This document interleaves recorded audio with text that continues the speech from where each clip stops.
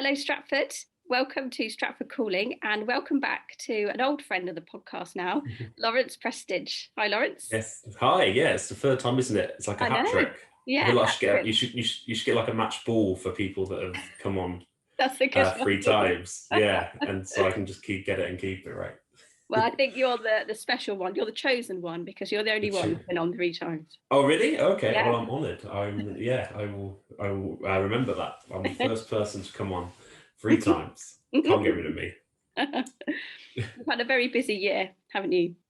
This past Yeah, year. yeah. Well, I think like everyone, it's been a roller coaster, hasn't it? Like Yeah. you just sort of hope that we're kind of back onto the sort of narrow path, and and things are slowly getting there. But yeah, it's been interesting to challenge myself to keep myself busy with different things, and from in terms of like my mental health and stuff, it's been pivotal and really so important to do, because like when we had the lockdowns of realizing that I couldn't do things, that's where like things can really struggle, not just for me but for everyone. Even the most positive person in the world, was struggling. Yeah. So yeah, it's been it's been a busy and challenging year for sure. Mm.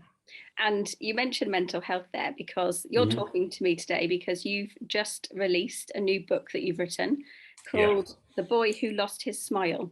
yeah, And that's all about mental health, isn't it? yeah, completely different to my children's book. So there's some people, they hear the title and they assume it might be a children's book. That's all I've written before, and it does sound like it could be a children's book as well. Yeah. And I guess that's just kind of a bit of a trick with the title. But no, it's my first sort of book away from children's literature. Um, I'm in an iron for quite a while whether I should write it, because it's a bit, not that I'm ashamed of talking about depression or problems like that, but once it's out there and you share those feelings that you had, it's out there, and there is no sort of, oh, I wish I hadn't said that. It's out there for the world to see.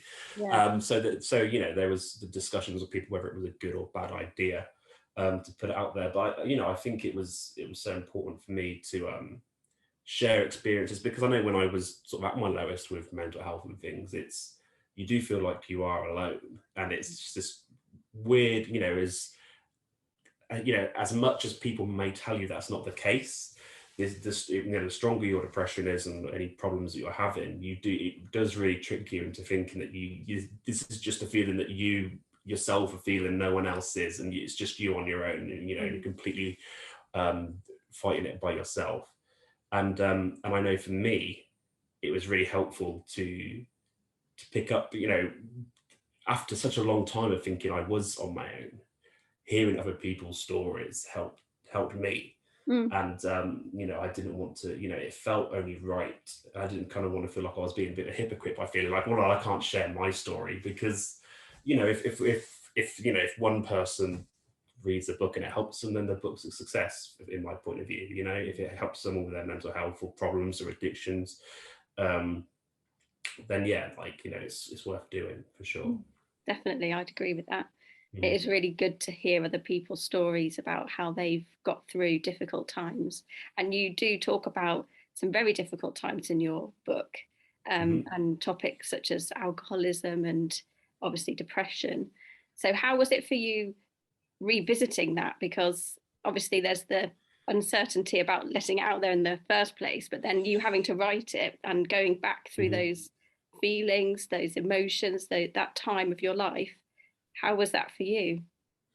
Well, yeah, like it's again, using the sort of term of a roller coaster, just going through all that again, the good, the bad, and realizing yourself. I think one thing I do say in the book is, when I was sort of binge drinking and having lots to drink and go, I would never consider that I had a problem with alcohol. Like I wasn't, I'm not an alcoholic. I wasn't someone that was drinking every day, so Mm. therefore I'm not an alcoholic. I don't rely on drinks.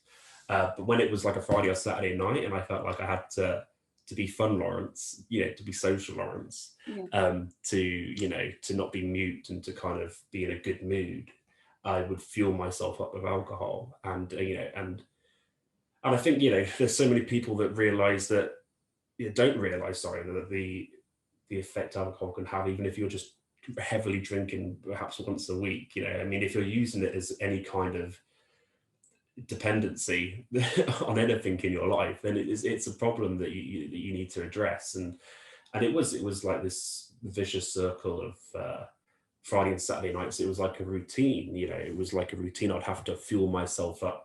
Yeah, I didn't even particularly get really drunk. I was never drunk a mess or anything. But like when I had that come down on not necessarily even on a Sunday, but a Monday, Tuesday, like it just, your depression came back 10 times worse than it was. Because I mean, alcohol is a natural depressant. Yeah. And, you know, and even if you're on a medication or whatever it is, it just completely, you know, blunts any effect that that's having. And you know, it just makes you feel crap, to be honest. And yeah, you know, that was kind of the vicious circle. This sort of small depression that I was having just turned into this massive sort of tidal wave because I was fueling it. It was, you know, I think a term that I've used quite, it's like depression and alcohol. It's like depression's Popeye and the alcohol's spinach. You know, it's like fueling itself up to make it just this monster. Yeah. And yeah, and yeah, it was a vicious circle, like I say, and yeah, and it was, I guess, reflecting on those moments where you realize, wow, yeah, I was dependent on alcohol to some extent to be social, to be fun Lawrence, like I say, with my friends, and yeah, I think reflecting on those times was difficult, but at the same time, you realize how much, you know, how far you've come as well, and you know, and you realize that, you know, just to be yourself, I think the thing, you know, the sort of big takeaway from writing. So can you think back then to when it all started? Is there like a trigger for you that made this situation? Yeah, yeah, people ask me that, but it's one of these things that I can't sort of pinpoint where it exactly started, because it just creeps up on you. Like it starts mildly, and then you just kind of think, oh, I felt a bit rubbish the last couple of months, but nothing sort of major or sort of like really strong depression, and it just sort of week by week it just gets a bit worse, and untreated, and you're drinking, like I say, when you're drinking it, you're fueling it, and then suddenly it just, like I say about this in the book, I woke up in the summer of 2014, just in someone else's bed, and just I was that was my first, I think I don't want to do this anymore. I think Really? I think I'm done. It was just like that, just like, you know, it was just, yeah, it just from mild depression to, whoa, don't want to live anymore.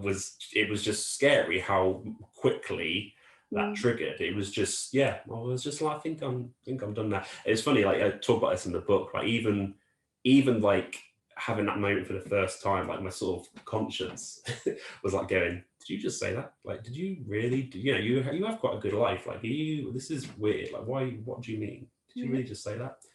And yeah, and it was a really surreal experience. And like I say, you think like you're going through it on your own. But yeah, you know, I guess the first sort of real sort of suicidal thought of things sort of was, yeah, I guess summer of 2014 was just, I just felt like I was done. I felt the lights are on but no one was home. I was on autopilot. Just, you know, it's weird that you kind of feel like a zombie. It's almost like you're already dead, and you're just, you know, yeah, and it's yeah, and it was just hard. It was just difficult to contemplate you were feeling like that, but it was just like this acceptance of, yeah, it wasn't even like a big deal at that point. Like, you know, I didn't really think about family or friends or anything like that. It was just, yeah, I don't want to feel like this anymore. So how have you got out of that then? I think the first, like I say in the book, or the first kind of real, I need to get help, was, like I said, the summer of 2014 was also summer that Robin Williams died from suicide. And Robin Williams was such a massive influence to me, you know, in terms of anything that I've done, whether it be writing, teaching, acting, anything like that, you know, and sort of seeing that he'd died from suicide, that was the first moment where I was just like, wow, like, I don't want to end up like that, you know, I don't want that to happen to me. So I booked an appointment to the doctors, and I remember being in the doctor's waiting room thinking, oh, I feel okay actually. I don't, you know, trying to talk yourself out of it. Again, I think this is like a trick that depression tries to.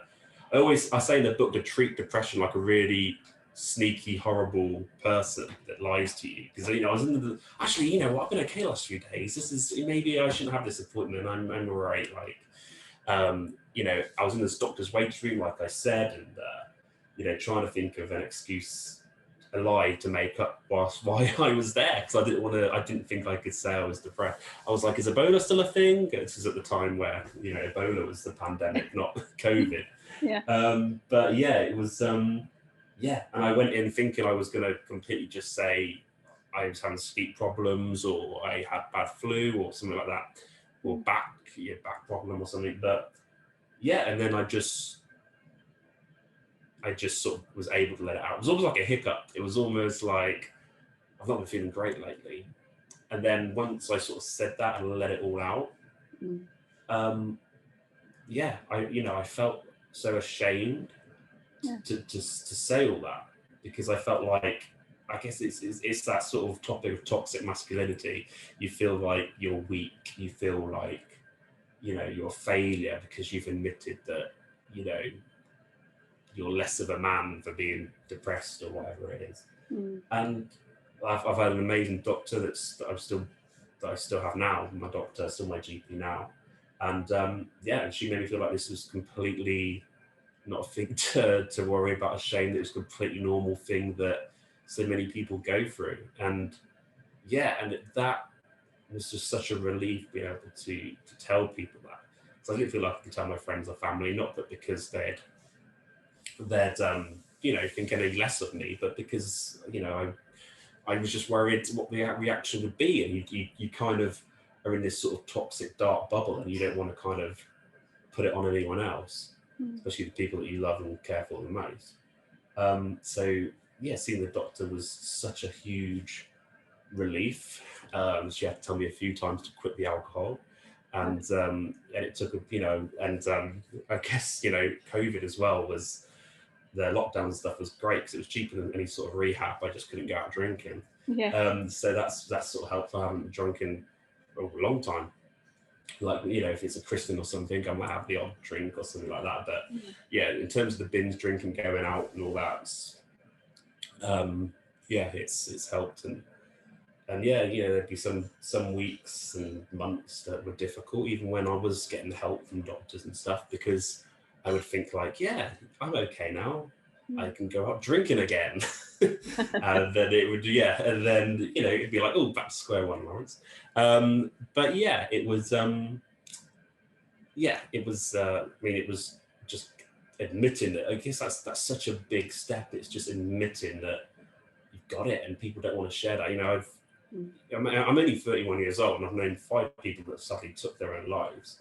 4 of them were guys. I mean, the girl that took her own life, she was very open about her mental health and had been struggling for a few years. Talk about her in the book, Claire, that, you know, I was very close to. But the four guys that I know that took their lives, it was just like that. There was no warning, no sort of signs or anything like that they were going through anything. They just kept it all in. And to a point where it was, you know, the damage was irreversible, and they felt like they had to go. So yeah, I mean, I think a lot of it is just admitting that you have those feelings, and then seeing the doctors, getting people to help. You know, there's still a bit of, you know, there is still that stigma a little bit, but like, it's not as bad as it was. Like, people get it now.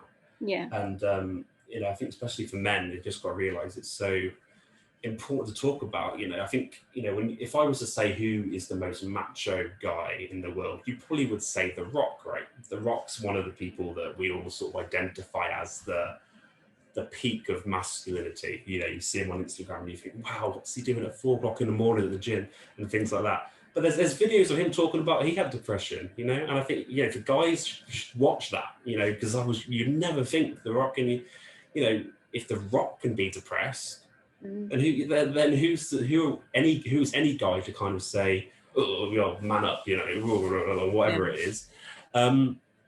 You know, because it happens. It's a chemical imbalance in your brain, and you know, depending, you know, we all have different tolerances to alcohol and things like that, and it's just one of those things that's different for everyone. And but I think for men especially, it's something that we need to be able to talk about more, and I think that's so vital. I think you're right with men and boys, even from sort of a young age.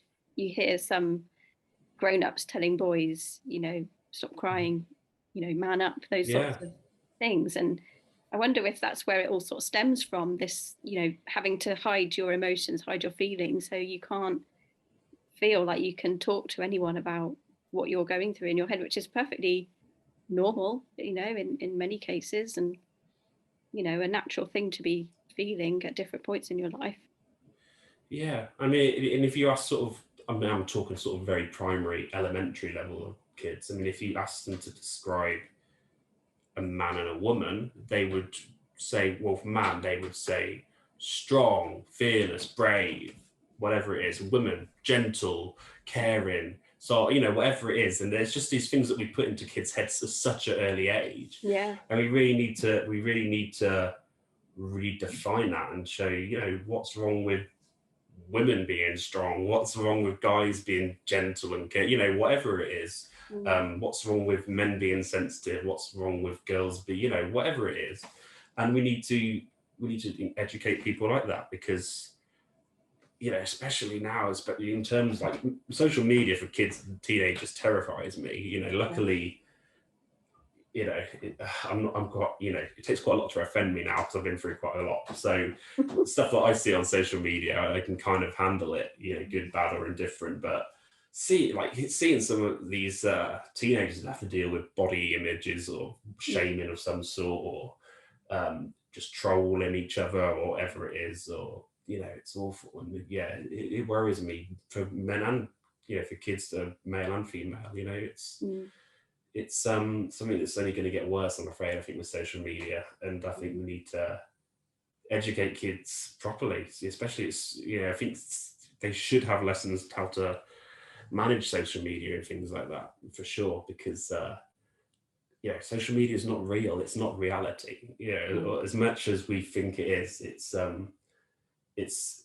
only what people want to show us, you know. And I think that's something that we really need to look at.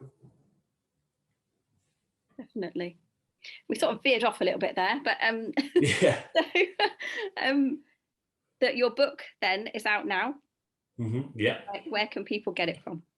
Yeah, so it's The Boy Who Lost His Smile, and yeah, it's on, you know, Amazon. You can order it in Waterstones, and all the available sort of bookshops, retailers, and things like that. And yeah, some of the proceeds go to the Sure Mind charity, which is a really wonderful mental health charity. And yeah, and, you know, and it's been amazing having some of the feedback from people, and, you know, it's yeah, like it was sort of a bit of a risk writing about, but, you know, I'm glad that I've done it, for sure. Yeah, I think you're very brave to have done it as well. I hope it's successful. Oh, thank you. Cheers. And we'll talk quickly about the Academy as well, because that's been ticking over as well this year, hasn't it? Yeah. Yeah, how's it been going? Yeah, really good. So we're still at Stratford College. Got a wonderful group of kids, and yeah, it's been great. You know, it's, you know, like I said, I care profoundly about kids being able to express themselves, and especially since COVID and lockdown, and sort of missing 18 months worth of creativity and communicating and stuff and everything. So yeah, it's been really wonderful. We're doing a little performance at the college. I think the 16th of December, Christmas Carol. So that'll be really nice for them all to do. And yeah, it's been great working with them. They're all sort of mixed age, mixed ability. You know, you don't have to be someone that's, you know, sort of aiming for the West End stage or anything like that. You know, we got, you know, mixed abilities, like I said, mixed ages, and people with different strengths. You know, and it's been wonderful. And some of the kids that, especially some of the younger ones, are just incredible. Really enjoyed working with them and sort of passing on knowledge and bits and bobs that I can. But yeah, it's been great. Great. So have you got any spaces left? Yeah, we've still got spaces. We're still taking on. We had a few restrictions at first because of COVID and how many people we could have in the class. But yeah, since September we've been able to open up for more kids. You know, any sort of kids age, anything from sort of I think the youngest we have is 7, and then the oldest we have is like 15. Wow. But you know, we're open to any ages at the minute. Yeah. Excellent. So how can people find out more? Yeah, they can find out on our Facebook, the Prestidge Academy of Performing Arts, or on our website, papa.academy. Great. And finally, Cool. before we go, you've also got a new series of your podcast starting again soon. Yeah, and again, that's been wonderful to talk. You know, again, it was something that was like a temporary thing, like it was gonna just be for lockdown purposes, sort of to keep myself sane. But yeah, no, it's been wonderful, and having so many amazing guests come on. You know, so many names that have been great. But yeah, we just started a new series, kicked off with Kerry Ellis, and yeah, we've got some really exciting guests coming up. So yeah, it's been fun. The Shapes of Stories, it's called, and yeah, it's been a blast to do that, and I really enjoy doing it. Brilliant. It's a really good podcast too. I like it as well. Oh, thank you. Well, thank you so much for joining me again, Lawrence, and talking to me about everything you've got going on. It sounds like you're a very busy man. Yeah. I like being busy though. Let's hope may it continue. Long may it continue. Got make it up to do. Yeah. But no, thank you again for having me on. I'll await my match ball to put on my mantelpiece. You might be waiting a little while. But yeah, no, thank you again, and and thank you for listening, people of Stratford, my home. Yeah. Thanks very much. Thank you.